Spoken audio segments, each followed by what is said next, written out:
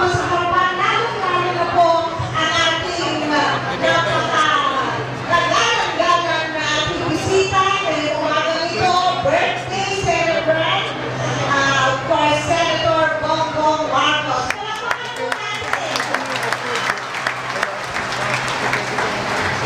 At syempre po ang ating kagalang-galang dito, Governor Willie Alvarado, Vice Governor Daniel Fernando. Napaka-pogi pala si Senator Bongbong Marcos, di ba? Wish ko po, wish natin lahat ay magkaroon po siya ng maraming pagkaon na magsilbi sa atin.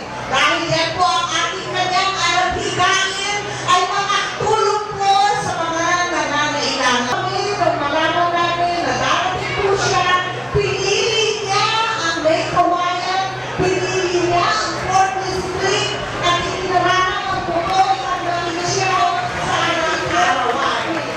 Unahan ni Governor Willie ating puting Congresswoman Isabel Villarita, ang mga opisyal ng Sangguniang Paglalamigan, ang ating Vice Governor Daniel Fernando.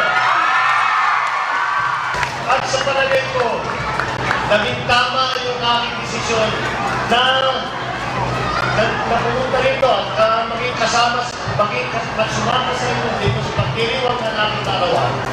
Dahil sa nakita ko ngayon, nakita ko kayo lahat, nararamdaman ko ang init na nanatigil sa lubong, nakikita ko ang mga inyong mga ngiti at ang inyong tuwa. At ako naman, at iniisip ko, wala na siguro mas kapaguluhan ng pagdiriwang ng isang arawan, hindi makasama ang aking mga kababayan. Kaya naman po, ito 1,000 na relief packages na dinala namin para naman sana kahit papano ay makatulong para makatawid sa kahirapan. Kaya naman, wala na po akong idadagdag, kundi ang galing sa pusong pagsasalamat sa inyong lahat sa inyong nakakatuwang pagsalubong sa akin at inyong mga bati sa akin kaarawan. Maraming salamat po. Para po sa mga staff. And of course, nandiyan po ang mga tauhan ng ating puting senador sa panguna po ng kanyang mabait na Chief of Staff, Ginoong Ramon Cardenas.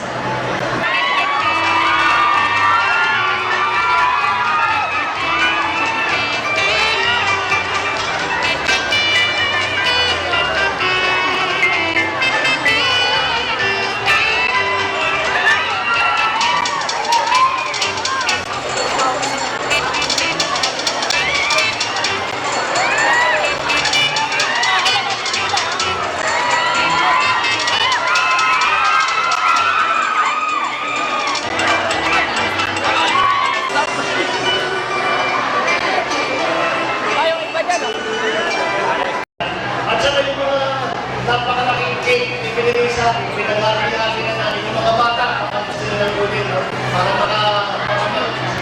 naman dito sa magandang celebration, mabigyan naman sila ng birthday cake. Maraming salamat.